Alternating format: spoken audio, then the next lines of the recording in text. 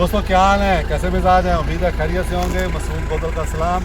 दोस्तों इस दफ़ा हम अभी ये स्कर्दू पहुँचे हैं और कचूरा में हैं। तो आज हम इसमें पेट्रोल नहीं डाल रहे, डीज़ल में पेट्रोल नहीं मिक्स कर रहे हैं। आज हम ये हमारे पास है डीज़ल विंटर ट्रीटमेंट, ये हम इसमें डालेंगे। तो इसका फ़ायदा ये है कि -27 तक हमारा अगर टेम्परेचर भी हो जाएगा तो हमारा डीज़ल जो है वो जेल नहीं बनेगा, जमेगा नहीं। इससे पहले हम जो है वो पेट्रोल डालते थे, लेकिन हमारे एक दोस्त हैं, उन्होंने मेहरबानी की और हमें ये चंद बोतलें 2 बोतलें भेजी हैं और अब हम जो है ये बोतलें डालेंगे। वो तो असूल इसका ये है कि जब आप इसको डालें तो टैंक फुल करें।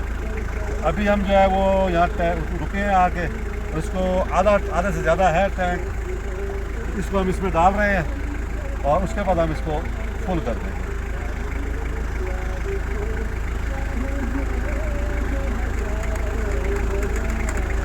चलें जनाब, डाल दें अब आके।